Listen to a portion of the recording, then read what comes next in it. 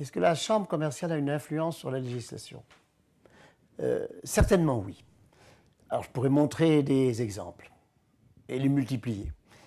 Je crois qu'il y a déjà une première question, c'est de savoir quelle est l'influence réciproque de la jurisprudence sur le législateur, du législateur sur la jurisprudence et dans tout ça, sur la pratique elle-même.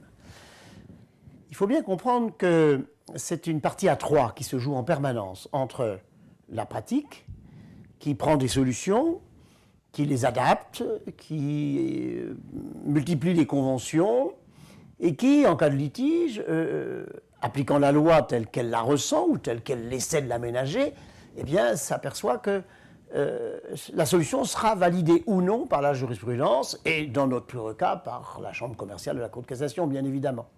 Et puis, si la solution de la Chambre commerciale convient, je dirais qu'on la conserve, le législateur la conserve, la pratique la conserve, mais la pratique va avancer encore, et dans ce cas, il va y avoir d'autres évolutions.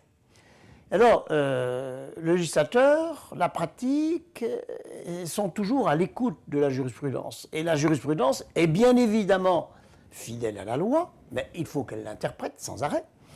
Et elle est très sensible aux besoins de la pratique. Clarté, sécurité juridique, prévisibilité, et puis une solution adaptée dans le contexte mondial qu'il ne faut jamais perdre de vue. Alors, à partir de là, on constate ce dialogue constant.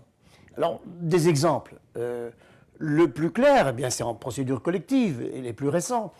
La notion de cessation des paiements, qui déclenche le redressement de la liquidation judiciaire, c'est une notion jurisprudentielle. Et ce sont les arrêts de la Chambre commerciale, déjà très anciens, qui ont été repris par la loi. En 2002, fin 2002, début 2003, la Cour de cassation a suggéré dans son rapport qu'on fasse un système dans lequel le chef d'entreprise pourra recourir à une procédure collective, on pensait au redressement judiciaire à l'époque, même sans être en cessation des paiements.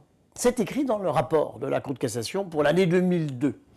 Et le législateur l'a entendu, l'a développé par la loi de sauvegarde.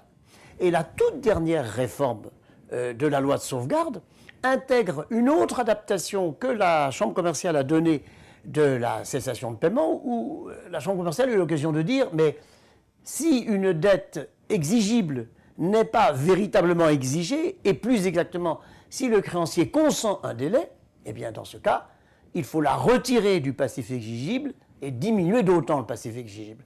Eh bien cette solution pratique, concrète, qui a des effets directs sur l'existence de la cessation des paiements, cette solution, elle a été purement et simplement reprise par la toute nouvelle loi de réforme de la sauvegarde par la dernière ordonnance.